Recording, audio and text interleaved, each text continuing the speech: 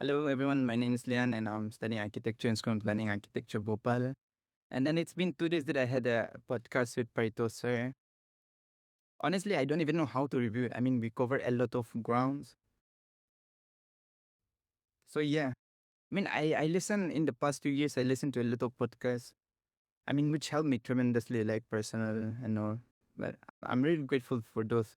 So my hope throughout this podcast is that I hope that's like one or two people could get something out of it, have a spark, maybe some motivations on it. I don't know. And of course, I mean, it's all subjective. I guess so. I mean, if you like it to be subjective, it can be subjective. If you like it to be objective, it can be objective. It's all fine.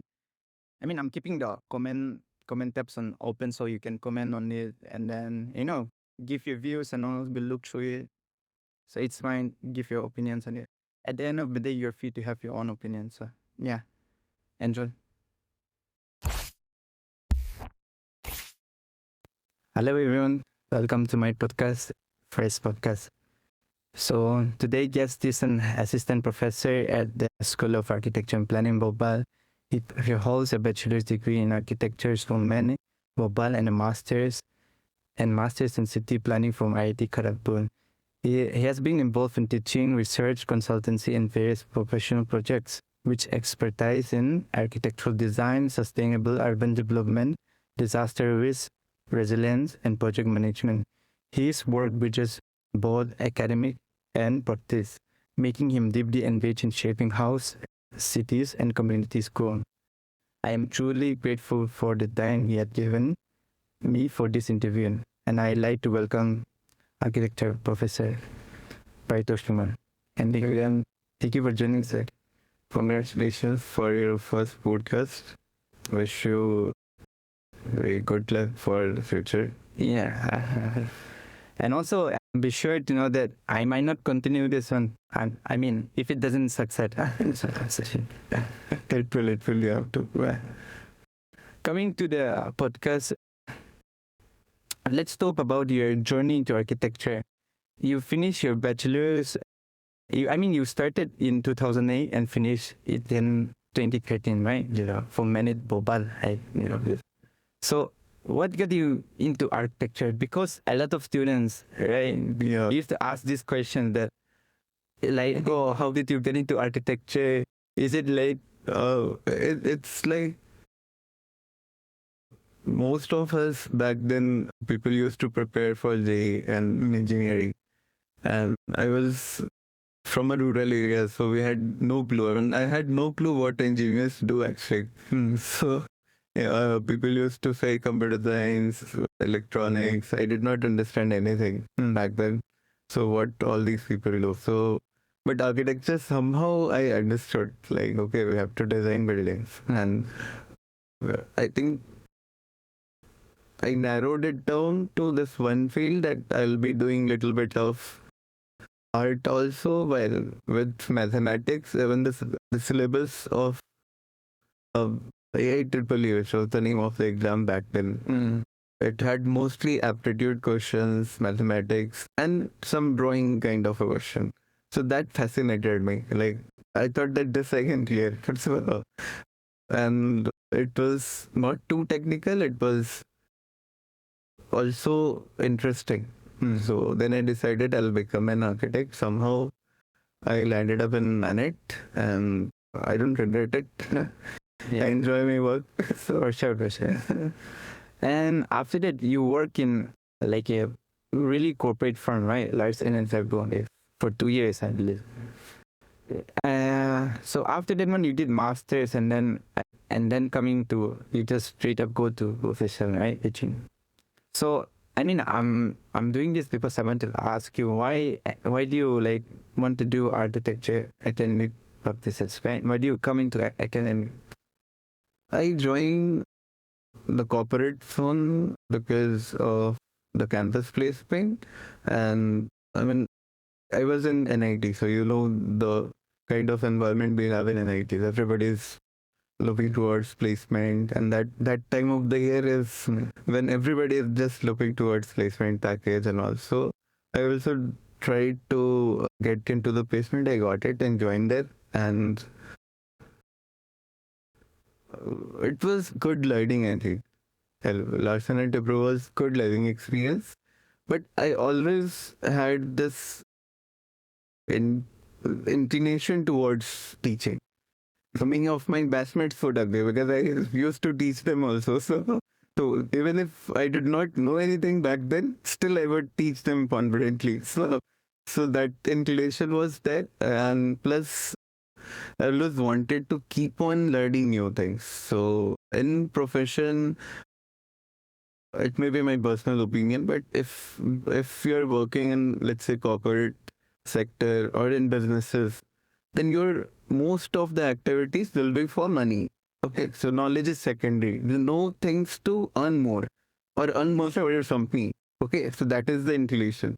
And especially in the contractor firms and these kind of places, every individual interaction is to make money. So that kind of repelled me, and I wanted to open up my thought process. That's why I selected city planning, because it it it talks about history, it talks about urban areas, economics, everything is compressed. Yeah. And Kharagpur was back then it was the best opportunity independently, which was possible for me. So I went there, and then I I was very sure I did not even look for any other kind of job. I was damn sure to get into academics, and so I got into academics. I taught at few places in Bangalore, in Ahmedabad, and then finally here.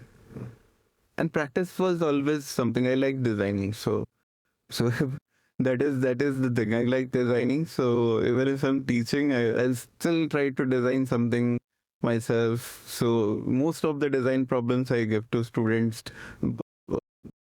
behind the scene, I'll be designing the same problem and I'll have my own ideas. So that is why I'm also into professional work. Yeah. So the reason that I'm asking about corporate, right? Thing about corporate firms is that like the recent firm which I joined for my internship. So what happens? They have like these incentives and for like maternity days, something like that, right? So the reason being is that some people does not want to do something any different, right? Some people just want to work and then get home, have family, and just live their life. And obviously, if you're like someone who thinks creatively and someone who wants to do different, you should not join corporate. But saying corporate firms are totally bad, right? I mean, in architecture, we used to say that don't join corporate firms. So I think I completely disagree with that, right? Because for some people who just want to live life and then move on, then I think it's good for them. Yeah, I think it's not all the firms are safe. So there are many corporate firms which are doing extremely creative work.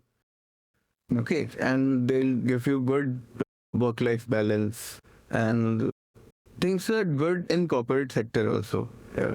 I mean, we should not deduce everything from my experience in LAD or one from firm for that matter. There are many firms which are into core designing and designing of services, designing of products, or designing of buildings also. And like you said, obviously, if you look at employment from a point of view of earning a livelihood, then they're better because the incentives, government job cannot match those kind of salaries, or because they're into business, so they know how to pay and they know how to retain talent. And sometimes even if, I mean, whenever a good person is about to leave the firm, they always get some more incentives. So they say, yeah, I can prefer. Yeah, and also like obviously there are, I mean bad ones, right? Bad ones out there, all they like black sheep and white clothing, something like that. Okay, so anyway, coming to real world design decisions, right?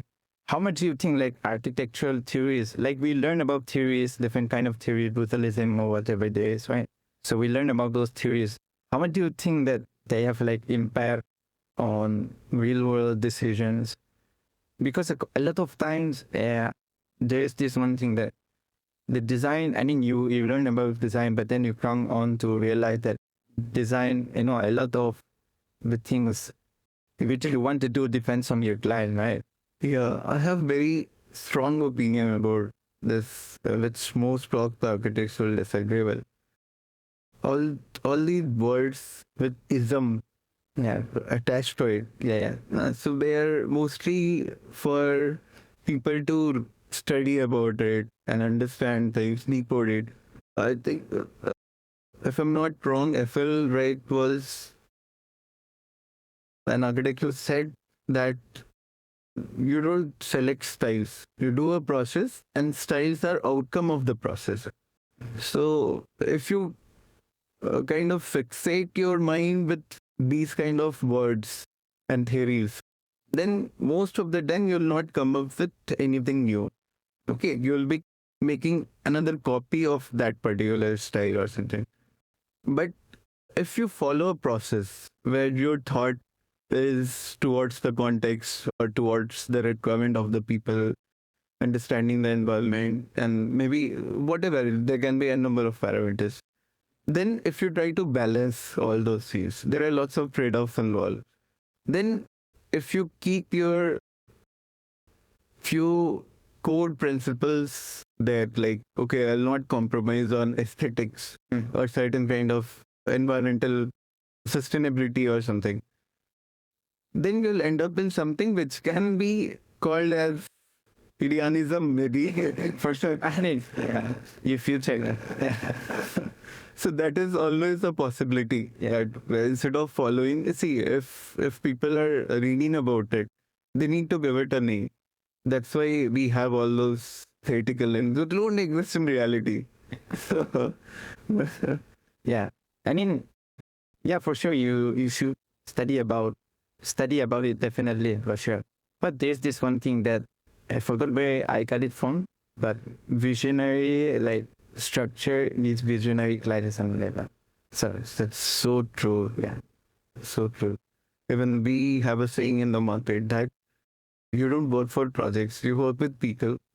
So if your client has a vision, and if the client has a trust on you, and your vision, if there is a trust between people.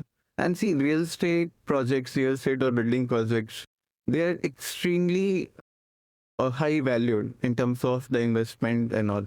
So people have to invest lots of money in that. So that trust is important, and trust doesn't come in one day. So if you are consistent, if you are performing properly, if you are professional enough, like, you're kind of respecting the deadlines, you're respecting the requirements, you're not trying to overpower the client's idea with your theoretical idea or something. You try to understand. Yeah, that understanding, I mean, it's a small word, but it has huge implications. People look for architects who understand them and understand their requirements. Suppose somebody wants to build something, okay, they have something else in their mind, and then you come to their project, their project, and start pushing it towards entirely different thing. So those kind of things happens a lot in the market. But true that visionary, you need visionary clients to invest in your ideas, and you get it like 30:1 kind of a ratio. So if you do 30 projects, one project you'll get all the freedom to, yeah, do everything. For sure. I didn't know. The firm in which I was joining, they did around, like, more than 100, right? Maybe like around 500 something. Like that. Among those projects, like 2 or 3 are just so memorable, right? Yeah, those and other. Yeah, I understand that. So anyway, it's sorry to interrupt, but it's also a service. So they have to understand we are in service industry. Yeah. One thing that we don't understand in the academic world because of the philosophy and theories that we taught, we try to portray as architects as some superior body with some extraordinary thinking or something. But when you go to the market, you are providing a service to people. Okay, so that service-oriented thought is very important. Yeah. So okay, and there was, and then So, coming to architecture, influence and culture, and do you think the architecture influence the culture, or the culture is the one that influence the architecture?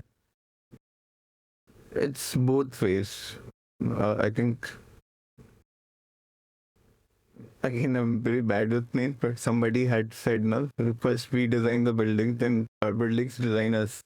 So there has been lots of studies which talk about the impact of good spaces and good buildings on people. So people's behavior changed a lot. Delhi metro stations are one example, because when they were being planned, people used to say that India and the people will use that pan masala and pan and all the spitting and all those things they do, and it will become dirty. But because of the construction, in most cases, I mean, there are some instances, but in most cases, people observe because of the spatial nature of the stations, the behavior of the people changed. So they started behaving in a different manner within the metro station premises than how they're wearing outside the premises. So that is most recent example and often go, but that has been proven in many research that buildings have huge impact on people. Okay, so they shape your thought, and obviously culture is something which will shape the building. So Yeah, for it sure. goes like that. And So, coming to teaching and research, right? So, how much do you think that they help in shaping the practice, and how do they get implemented? How influenced are they? so a difficult one, I think. Yeah, because for sure, yeah, like a long time we used to like talk with friends, by class to like his class is really bad. We don't learn anything in this class, something like that, right? I just thinking.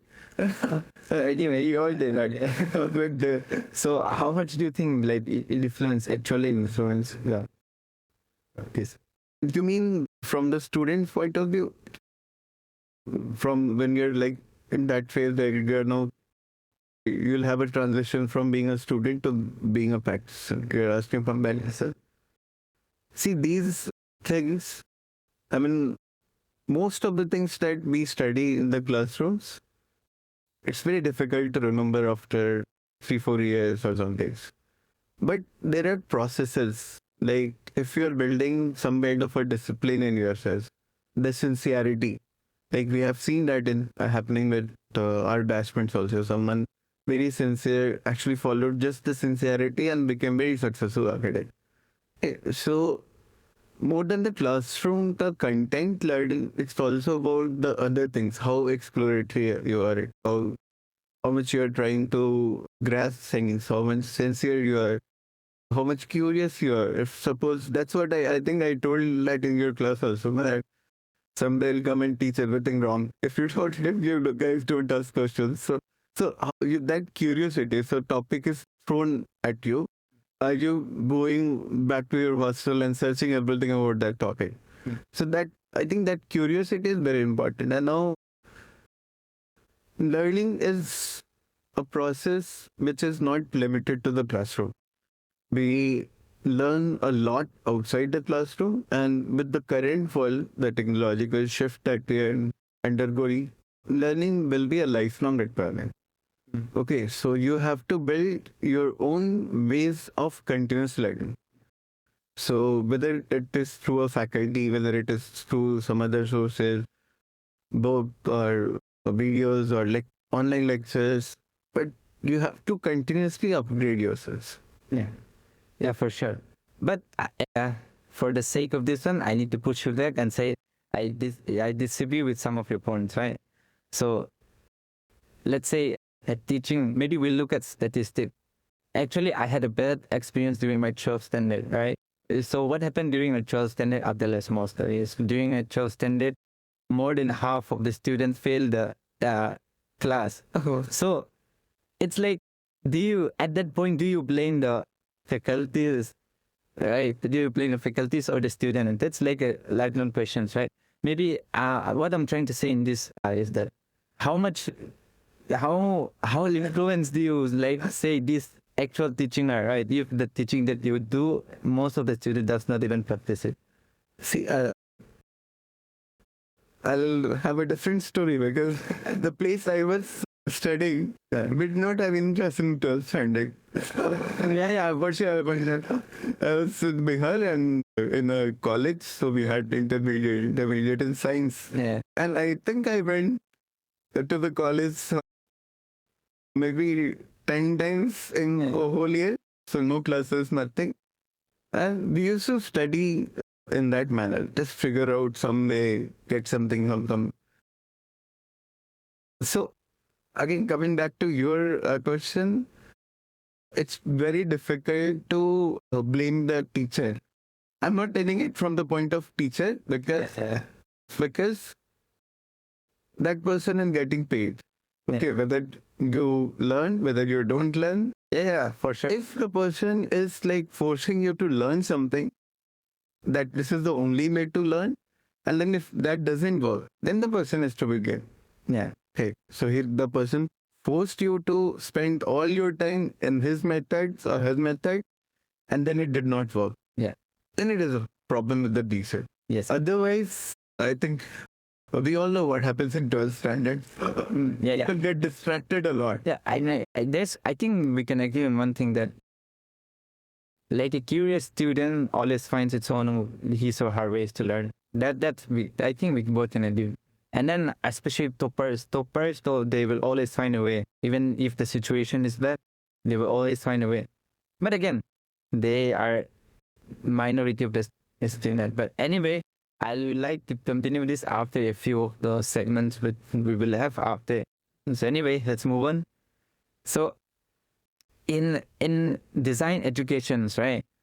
We are often accused of the word copying, right? So how do you like where's the line between learning from precedent, right, and outright plagiarism? Like you just copied straight from it. This can be a research, or this can be a design.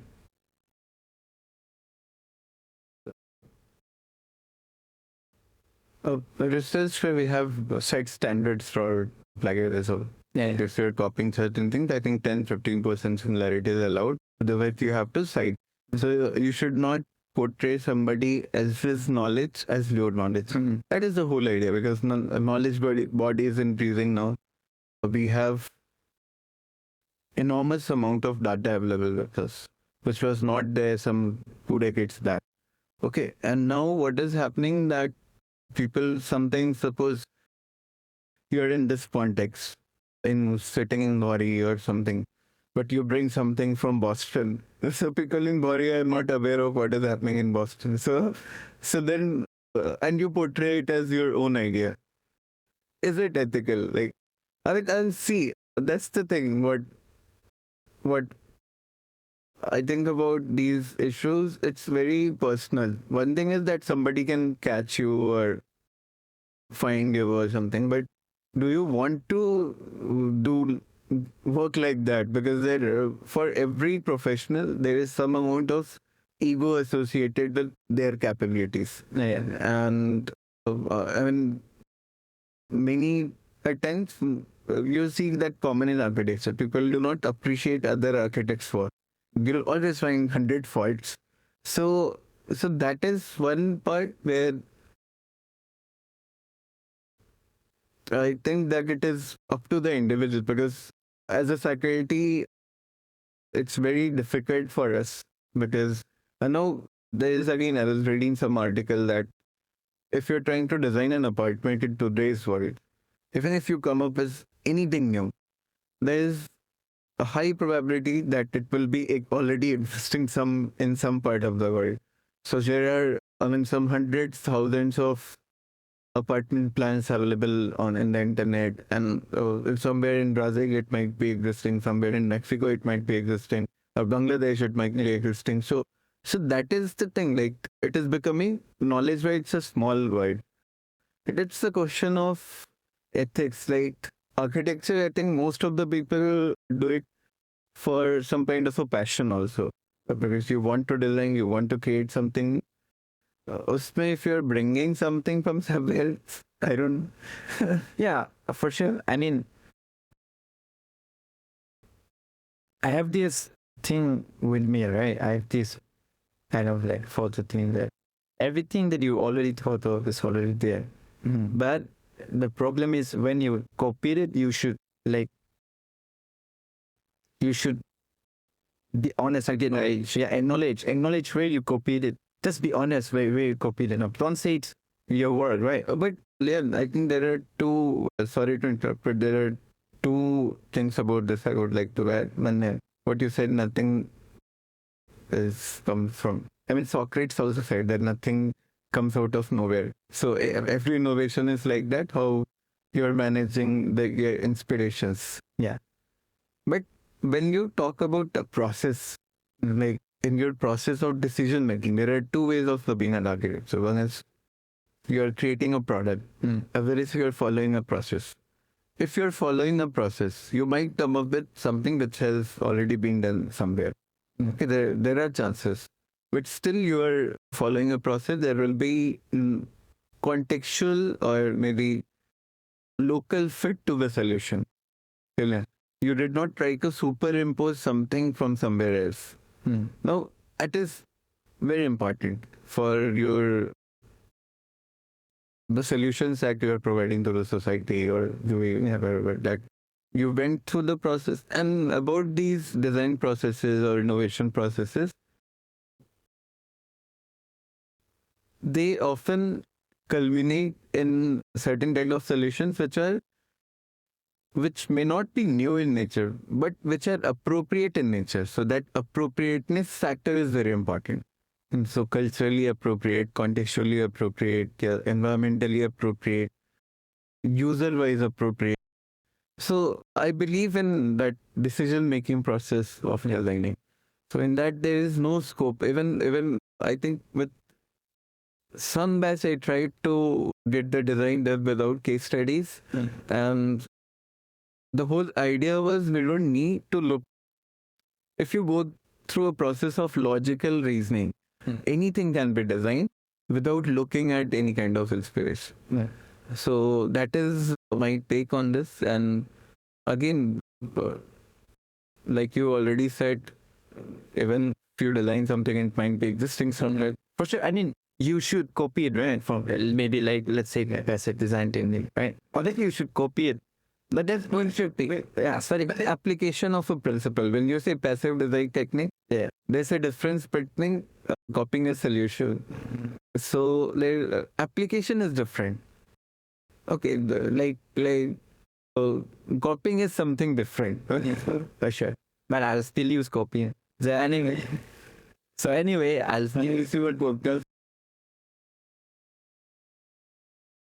But anyway, like, you should definitely copy it, but you should not do frame to frame copying something, right? You should interpret, because don't say you should. Yeah, it's like every project has its own thing, right? Every project has its own context. You should always design according to context and take elements from here. Why don't you try following that decision tree kind of a method where you actually take original decisions every day? Then there will be no, in that entire process, you'll never get an opportunity to copy anything. Yeah. You'll come up with all these techniques of passive design on your own. Yeah. If you're putting enough thought behind the process. Could be, but and I mean, yeah, we are trying to answer the questions, right? Answer the question like deep questions, like what do you say when you say you should come up with it? You should come up with it as in like from what you already learned.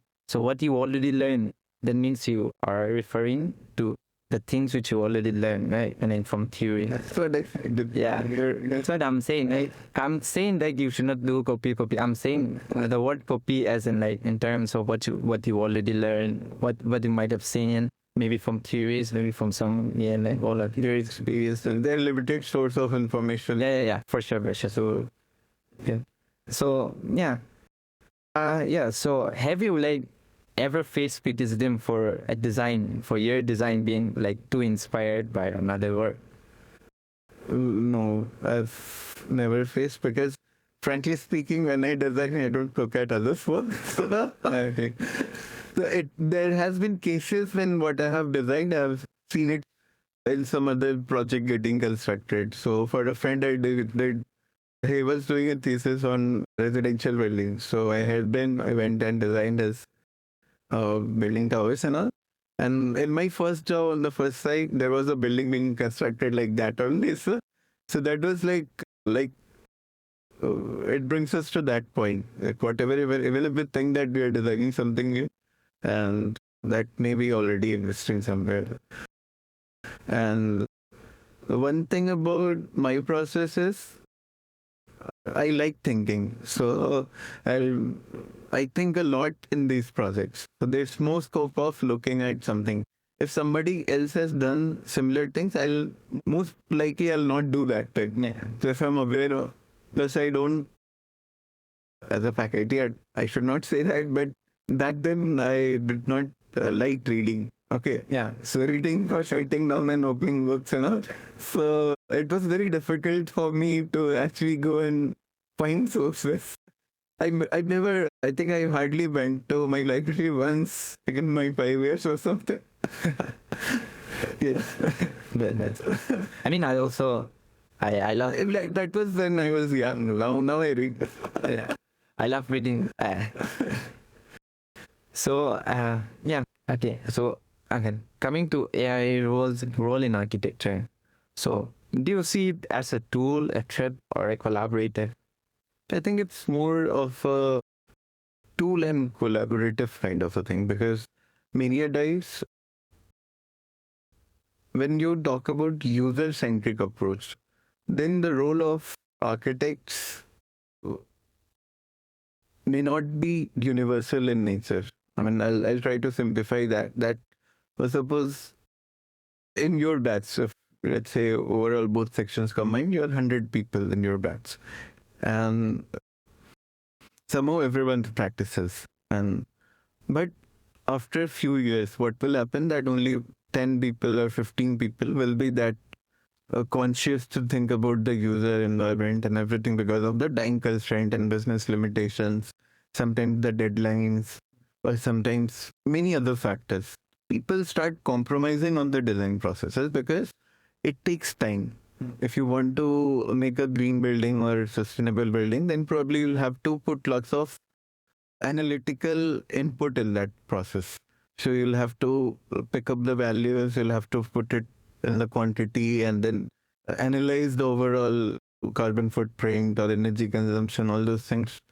So people avoid it for practical reasons because in the market, most of the time, if you are having a successful business, then you'll not get much time. You'll always have deadlines. Now with AI, what happens that these quantitative processes, as of now, quantitative processes, they can be done very easily. Okay, so it doesn't need an expert to be there. Okay, now everything is provided by, like you said, AI. Okay, now an office operating in Bangalore also has the same AI. An office operating in Bhopal also can access the same AI. In Bihar or let's say in Manipur also they have the same AI with the same information set. But without AI, probably it will be difficult for a firm in Bihar or Manipur or Mizoram to get someone who is trained in these green building systems and all. So now this collaboration opportunities where there is decentralization of skill set. So lots of skill sets are no more specialized. So back a few years back, if you had some kind of a specialization, you were a very valued person because no one else is aware of the process and doesn't have that expertise in that particular field. So now that age of expertise is kind of dissolving. So now that provides the users or the builders or well, not builders or users, but people who are actually building or taking decisions about the building or constructing, they have more opportunities. Then are you going to compete with that opportunities? Tell them that, okay, it is for the sake of Council of Architecture or something like you should only get your things designed by the architects and not by the AI. Even if the quality is increasing. Quality, they can have better products, they can have all the things which architects are providing and something additional. No, and it's not like AI will become complete threat because no one can. I mean, as of now, it cannot replace the human intuition and human understanding of things. It can understand only the data which has been provided or fed into it, but it cannot understand the data which hasn't been fed. But humans have that knack to understand other human beings or the in between, reading between the lines kind of a thing. So it's more of a collaborative tool. Okay. And for it will be like that for a few decades, in my opinion. But one thing that probably people who are graduating now or recently graduated might face that there will be a little bit reduction in the demand part. Because suppose earlier, when I was reading some article that some of the firms in US and all, what they used to, suppose if they got a project and they used to spend 3 weeks in developing a concept with a team of 5 people. Now they can do it in 2 days using these collaborative tools. So now that means they need 80% less number of employees in that term. So probably you'll see lots of reduction in the demand part, but we can witness improvement in the design quality. Yeah. And I don't think it will replace people. Yeah, for sure. I mean, it will obviously be a huge part in the coming decade, right? Obviously. And I think they all people also have the same opinions when we get drawings and all that coming up and all. Yeah. So And I think this is the new cat, this is the new AI. AI is the future, and then plus even it's like even if you feel a threat, even if I don't like it doesn't really matter. The objectively it's going to be the future and people should practice it. it's what was given by Adam Smith, invisible hand of the market, which roughly translated to every individual is trying to increase their own benefit. Yeah. So in that manner, AI we cannot stop it. Yeah, for sure. And there's a lot of investment too, right? Investment, and plus it is actually it is reducing the expertise. Now even I can code. Yeah. Okay, I make lots of codes on everyday basis. Do some of the tasks which used to take me hours earlier, and probably a few years back, I did not even ever think about getting into coding. Yeah. Okay, but that is decentralization with the help of AI and doing it. So a coder can also, with the help of AI, a smart coder can probably come up with a design of a small build space or something.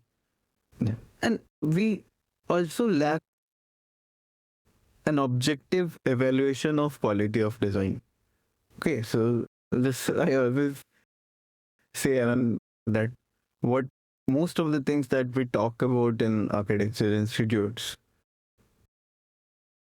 if you go and try talking with your clients, they'll hire another architect. So the kind of evaluation criteria, the kind of things which are there, I mean, to say that this is a good architecture, this is a bad architecture. It's not there. Okay, so in that case, everybody is left to their ability to justify something or maybe sell something. But then the users face the problem. When your buildings are not designed properly, we all have been through those kind of buildings where we face hundreds of problems on everyday basis because of bad decision taken by some incompetent architect. And I mean incompetent in terms of decision making, not in terms of the degree or institute or anything. No. The decisions, lack of thought, lack of clarity, lack of. I mean, one of my senior person used to tell him that a good quality is directly proportional to time you invest on it. Yeah. Okay, if somebody is completely commercial architect, the person wants to do 10 projects in a week. A lot give that kind of a time versus somebody who is doing only 2 projects in a year. So the kind of the thought behind everything. Yeah. So now, if it's, that's what I was telling you, if you get into the decision part of design, then the quality enhances. And in that, the AI assistance will be very much useful in coming days. For sure, for sure. And coming to educations, right? Again, academics. So again, before we talked about if it's the student for and teacher for. So anyway, coming back from that one, I want to ask you, like, right now in the world, everything is so intense. It's instant, right? The reels that we watch, the shorts that we watch, and everything, and then some of the faculties, I'm not naming names, they do take long classes, and for me, I can't talk about other people, but for me, sometimes I have a hard time listening to long lectures and all. I do look at them in the eye. I don't let feel asleep. I just look at them and I'm just daydreaming as it goes on. That's how my mind. Yeah, I know.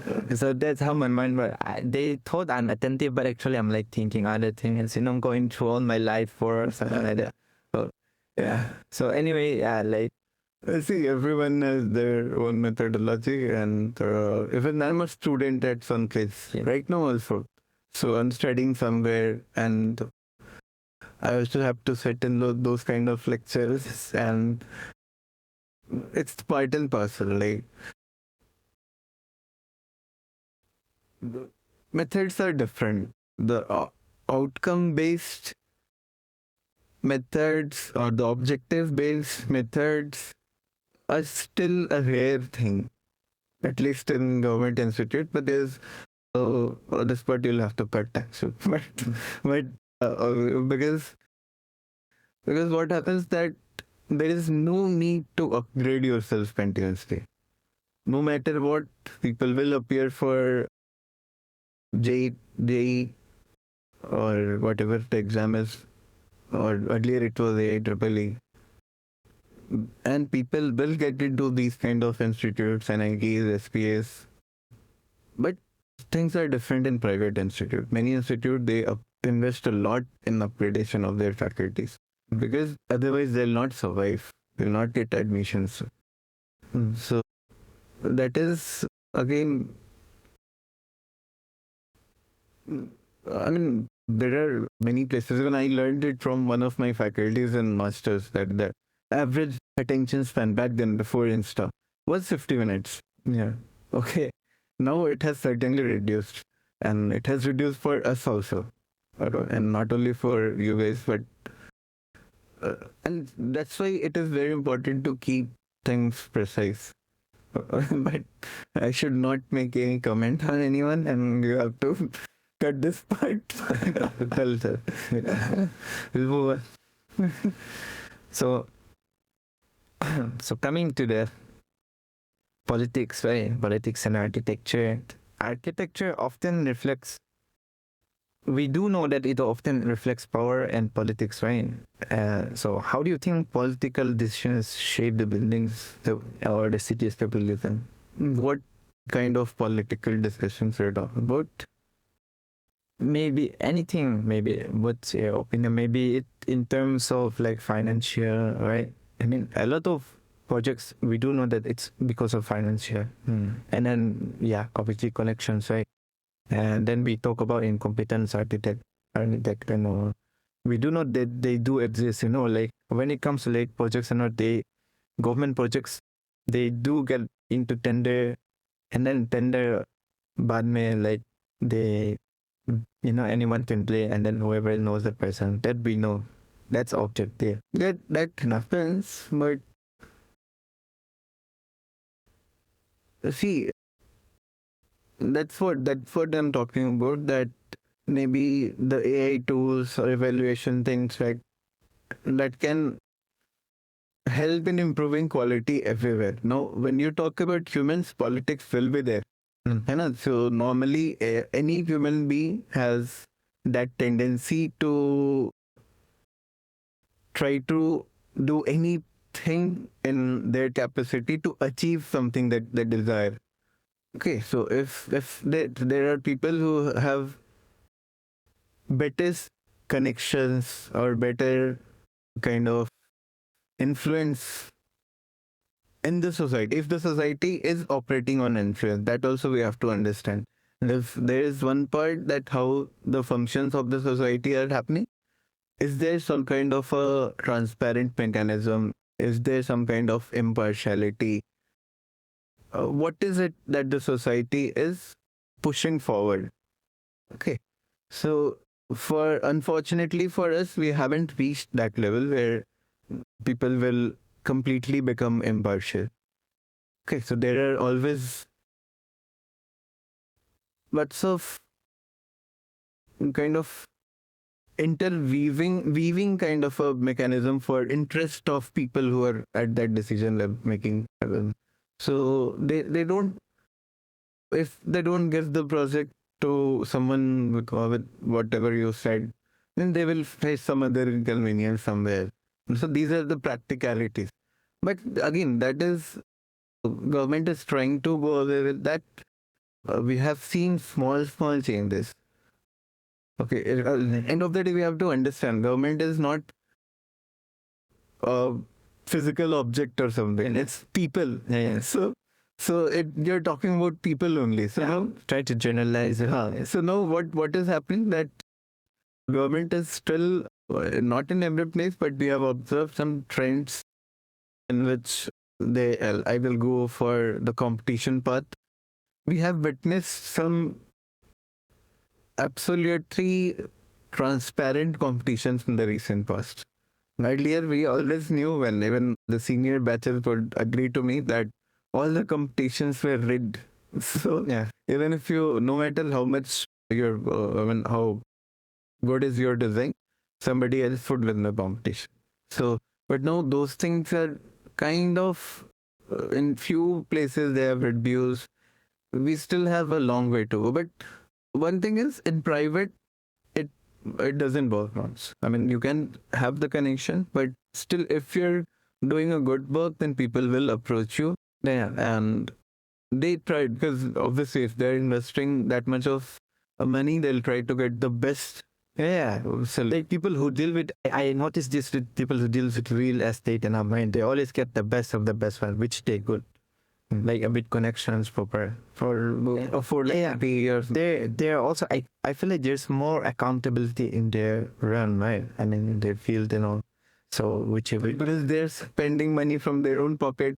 yeah, for sure. In government, people who are spending it, they're spending it on the behalf of all of us. Yeah. It's not going from their pocket. So that kind of accountability is reduced.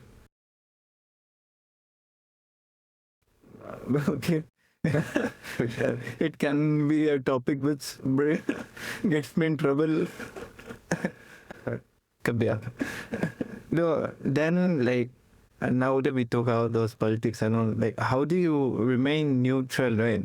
Or should we remain neutral or architecture is already itself is already political influence something. I think what you're trying to, if I'm putting it right, you're trying to architecture has many aspects. What you're talking about probably is getting the project. Yeah. But architecture in general, the design process, architectural design process also has an influence of politics.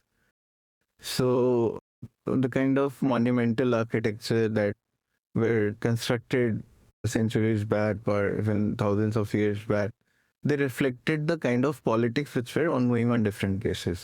So today also, if you're trying to bring in politics and link politics with architecture, there can be two part. One can be getting the project, which is more of a business aspect. So it can be for any kind of business which is associated with government agency, not only architecture. Be it a tender for road construction, be it a tender for supply of materials, be it a tender for supply of vehicles. So all these things can be follow the same process.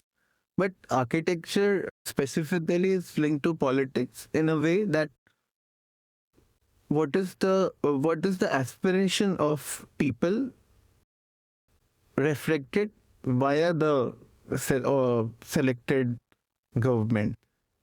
Okay, so that is with the, like, if right now we are in a society which is developing in nature, a country which is developing in nature, and we are trying to transition from an underdeveloped to moderately developed to completely developed nation. So our aspirations will also change in that manner. Because you might have witnessed in many or studied in many metro cities that the kind of projects they had few decades back and the kind of projects they are having right now are entirely different. I'm talking about architectural projects only. So the kind of buildings which were built in Hyderabad in 1990s, the kind of buildings which are designed in Hyderabad today is entirely different. You can take example of Dubai. So what was happening in Dubai in 1980s, 1990s, and what is happening in Dubai today? It has changed because of the political willpower and the status of economy. I mean, how much, and this obviously those two things combined together determine the aspiration of people. So what do people aspire for? If they'll aspire for Burj Khalifa type of a building, okay, then they'll get into that. Maybe not now, after 5 or 10 years. If they aspire for Bharat Bhavan kind of a building, both two are extreme, then they'll get it. You'll get those kind of projects. So, okay. Yeah, that's it. So, does it like limit creativity, like the politics itself, right? For architects, does it limit creativity, or sometimes they inspire you?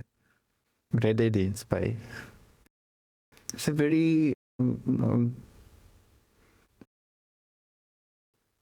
subjective kind of. I can give you my opinion. Like, there's nothing completely true in that. But let's say when we talk about history of architecture, what kind of buildings have you studied there in those subjects? Do you remember? If you remember, Yeah, some monuments, right? yeah. So tell me name of few monuments.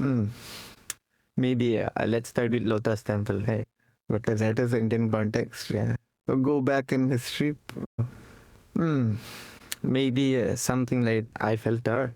Eiffel Tower. Then maybe if you go back even to Greek era, so Roman era. So all these buildings that we study today, they reflect the political willpower. Yeah.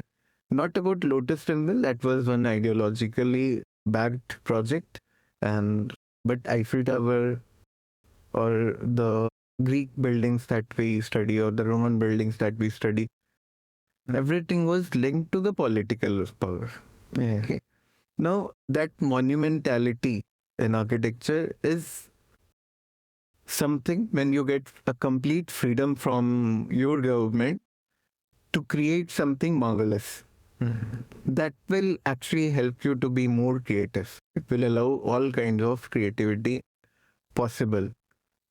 But otherwise, the project politics part of it, what we discussed earlier, that politics and getting the projects or something, that part may reduce your creativity. That reduces creativity. Yeah. Because now the project goes to the firms which are good in managing people or managing how to get projects than the firms which are good in creating a new architecture. So,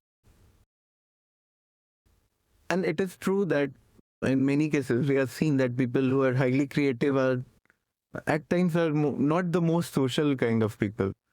So they might find difficulty in getting the projects. They can design it very well, but they may not be able to make the official happy or whatever is the mechanism of that case. Okay. That's good. So yeah, we are reaching the end point. Okay. So like, do you think you're religious? Are you religious? Yeah, it's a better question. Like, are you religious as in, like, you follow the norms of your religion? You try to do everything as part of it. Obviously, we are not perfect, right? We can't follow everything, but I think it's very personal kind of a thing, like being religious. So I come from a family where everyone follows things. They don't force anything upon me. And for me, I think I'm always working, so I don't get time. That's why we're doing it on a holiday. So much of work is kind of uh, I don't get much time actually to get into that part, but my family is into everything, and I'm there with them for whatever, whenever they need. But you do believe, right? I mean, belief in what sense? Like, it's more of a trying to understand kind of a thing instead of believing, right? For me, it's always everything is a subject area which I want to understand. Yes. So that ways, yes, I try to understand, and not just my religion, but religions and how it functions, how it impacts people's life, and that is the thing for me. Then, how do you get inspired? But like, I mean, in or grounded, right? I mean, in architecture, it's really difficult. I mean, it's a difficult field, right? Where it's very, very difficult to stay humble, right? Stay on your two toes. And there's this saying that I really like from Zaha Hadid, where she did an interview. She said, architecture is not for the weak, right? Kind of have like this kind of like mindset, really strong mindset, where you can't go beyond, like you get sometimes get so angry, it gets so tough and all, but you can't like give up and then just move, like bash on everything. Well, that's one of my colleague in Bangalore. He used to say that in architecture we don't earn good money, we work a lot, and there's no reason to do it, but still we love it. Okay, so I think it's more of love for the profession and being grounded. And I don't think I've achieved anything not to be grounded so much. And that is the thing. And thought process wise, because an architect has to observe everything, right from the natural environment to people's behavior to the built spaces and built spaces, how people are interacting with those spaces, the normal behavior. So that's what I always say, that once you become an architect, your perception towards the world changes, because now most of the things are an ongoing case study for you. Okay. And that ongoing case study is something which many of us enjoy. And we discuss about what we have observed, how things have done, and then you start beyond a point. If you have designed enough times, then you can understand the thought process of any architect. And where do you see yourself in like 5 to 10 years from now? Best case scenario or realistic scenario? I mean, best case scenario, I'll be in some rural area on my farm. But realistic scenario, probably I'll still be working in some kind of a job. And but somewhere I like both of my main tasks in my job, like teaching also and designing also. In 5 to 10 years, maybe I'll be here only, or maybe in some better institute. And okay. Okay. I mean, if you were in architecture, so what path might you have chosen? I might have stayed a farmer. I come from a rural background. We had a farm and all, and I think that was also a very good life.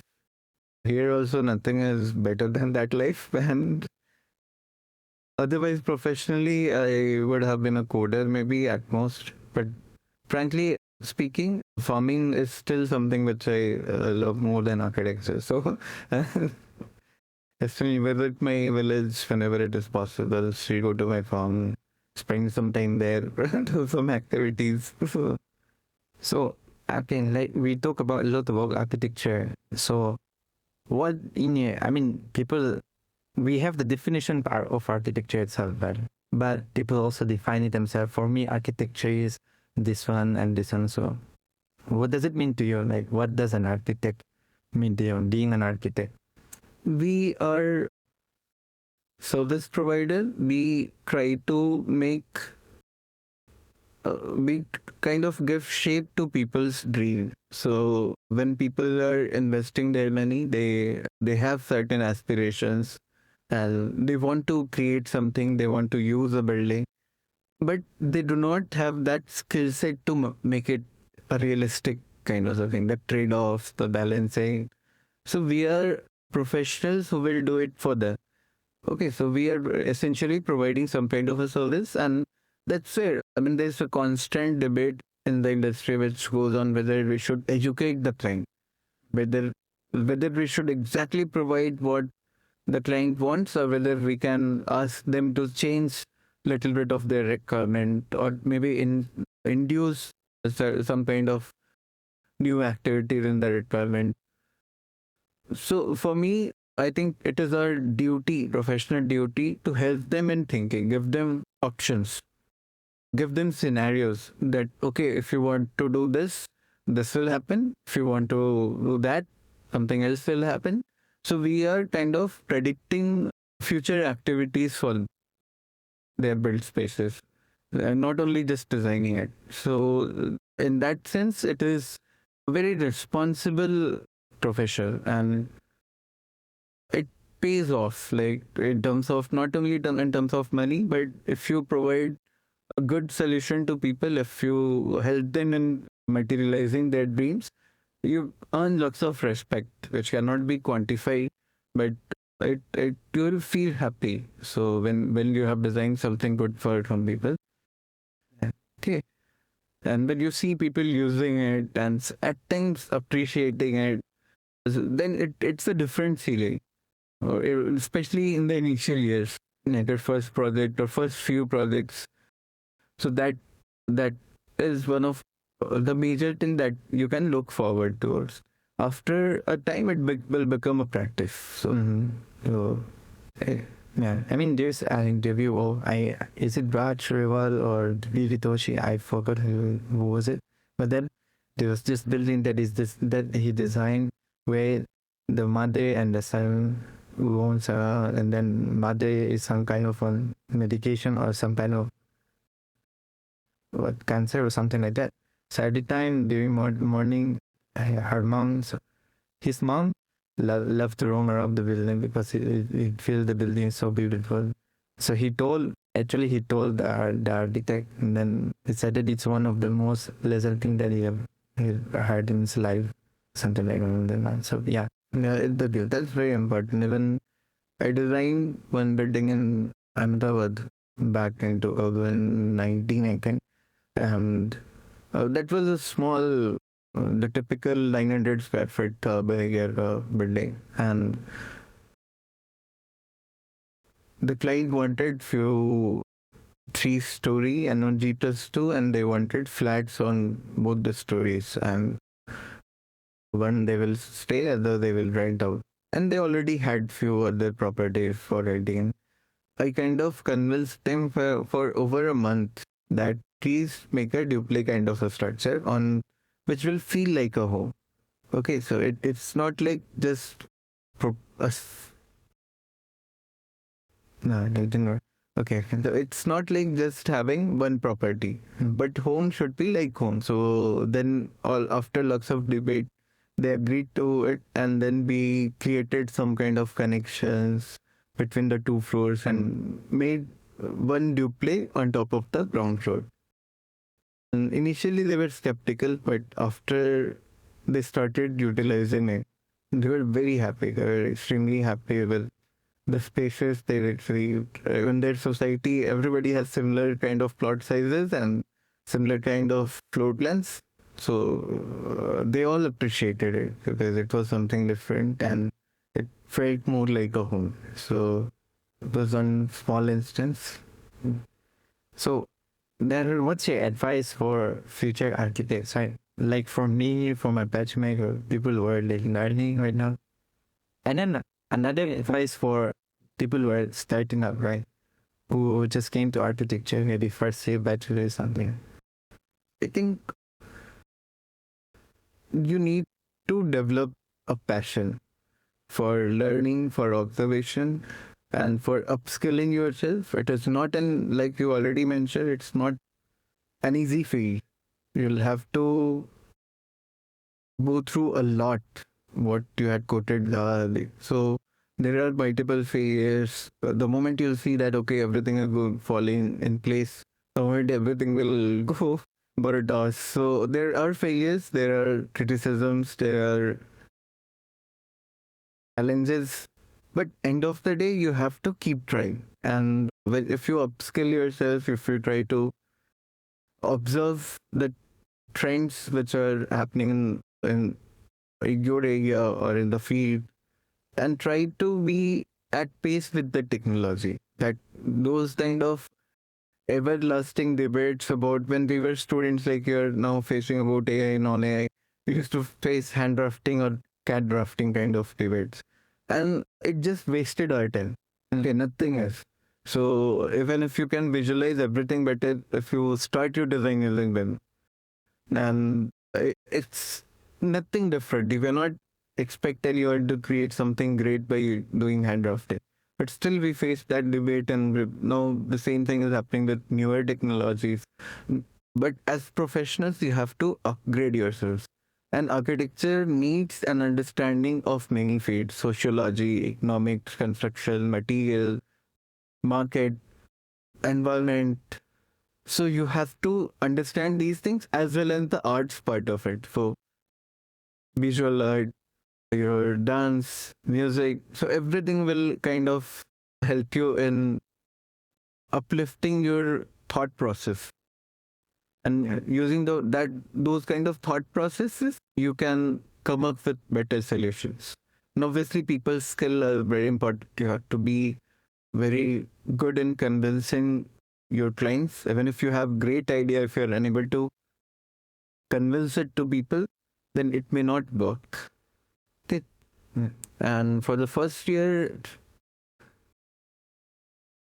I think they have to um, continuously look for what is happening in other places, what is happening in, because any university cannot catch up with the pace the industry is changing.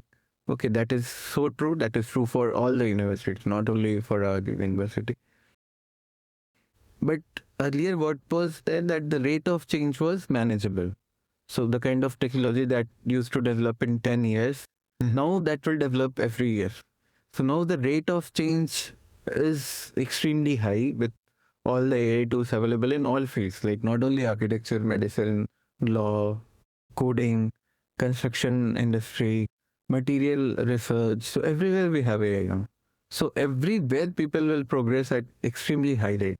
And then being at pace with those things are very important. So probably other than the classroom learning, they'll have to spend lots of time on their own to learn things which are happening around. Okay. I think 2 weeks ago, and I think it's twice, that a few months ago, and then 2 weeks ago, you had the lectures on book, guest lectures, right? On, I forgot, yeah, on BIM, in Bihar. Oh, yeah, I was invited. Yeah. So, I mean, we know the things happening in Bihar, right? Like, all the videos and then, I mean, lots of things are on social media. And plus, see, I went there also. Yeah. And recently they have recruited 106 architects. Yes. Okay. So that has happened after 35 years. Yes. So any place where it goes through some big transformation, And which in case of Bihar, it is not what we see on camera. Bihar is nothing like that. What we see in Reels or YouTube or in anything. See, there are corruptions everywhere. There are problems everywhere. Bihar is undergoing huge transformation because earlier when we had agrarian economy, if you remember a few decades back, probably the major contribution to our GDP was agriculture. And Bihar and all these areas, the Bengal Indo-Gangetic Plain, being extremely fertile area, were the place with highest population density because agriculture was the main occupation. Now people will live only where soil is fertile, there is ample fresh water. But then in the last few decades, when the transformation happened into secondary sector, the manufacturing. Now manufacturing needs ports because of the supply of material and all. So most of the manufacturing places will be along the coastal region only. So the successful ones, or somewhere, some places which are easily connected to the coastal region. So, or maybe some mining or those kind of figure. So Bihar did not. I mean, I'm elaborating on the proper question that you asked. Sorry, but so they had a kind of disadvantage in terms of manufacturing capabilities. Then India also had that. So, but India as a national level, we went into tertiary sector, so service sector. So service sector is actually the backbone of our country. We are not so good in, till now we are not so good at manufacturing. But IT services, entertainment services, so all those kind of things, how people are generating money. But because of the high population density and the mismanagement for few decades, it was good till 80s. For few decades, the mismanagement resulted in extremely poor educational infrastructure and other kind of infrastructure. Now that is reflected in the, I mean, people, that is reflected in the things that you said in what we know about Bihar and all. Now, what is happening there? They have recruited 106 architect, and most of them, and there are people from our institute also, most of them are from extremely good institute. NITs, IITs, SPAs, all SPAs, Delhi, Vijayawada, Bhopal, NIT Calicut, NIT Trichy, IIT Kharagpur. So that is the kind of batch they are having. Okay. And they'll be posted in different places, Vishnu, in whatever ways. So my push was, again, there is one thing that digitization decentralizes the decision making. It opens up the transparency in the process. So when I was asked to deliver some lectures, so I thought, why not to push BIM and obviously AI, because they will be the major decision makers for many projects, or at least evaluator for most of the projects. So if even if out of 106, some 6 people get motivated to push digitization in the process, so then everyone will have to follow it up. And I went, we had a very interactive session and engaging sessions because many of them had more experience than myself. Yeah, see, and there were many of my batchmates were there. And at that level, if you go and bring something new that, okay, you should work in this manner, it's people do not agree and they'll not take it, they'll debate it. Yeah. We debated a lot, and then we discussed about the problems, we discussed about the solutions that this digitization can bring, the BIM or AI tools. I gave them some overview of these tools. So a few AI tools I introduced, and I introduced them with big workflows. So how to design or how to manage projects. So what are the advantages between or disadvantages? Kind of comparison between various BIM softwares, and I offered them that if, and also one the most important session that we had was there was a topic organizational transformation through BIM. So now these kind of BIM is information technology. Okay. So these kind of information technology has a complete capability to transform the entire organization. Mm. So we discussed, and they were also asking how we will convince our seniors or how we'll discuss with the engineers. So we had discussion. We solved much of the problems. We, in fact, by the end of the session, we arrived at a workflow how they can tackle their seniors and engineers and everyone how they can integrate digitization. So let's hope now if out of these 106 people, even if 6 people try, and we have offered like from the institute side, I offered if they need, we will be there. Yeah, to help them in training in terms of building the infrastructure, in terms of convincing the senior officials in whatever capability. As an institute, we will be there. And it was a great opportunity for me to interact with such brilliant minds. And look, it was good experience. So, I think that's a great way to end the podcast. So again, thank you very much for that. So thank you, Leon. And again, I wish you luck. That I hope your endeavor succeeds. And yeah, hopefully, right? Good. Thank you.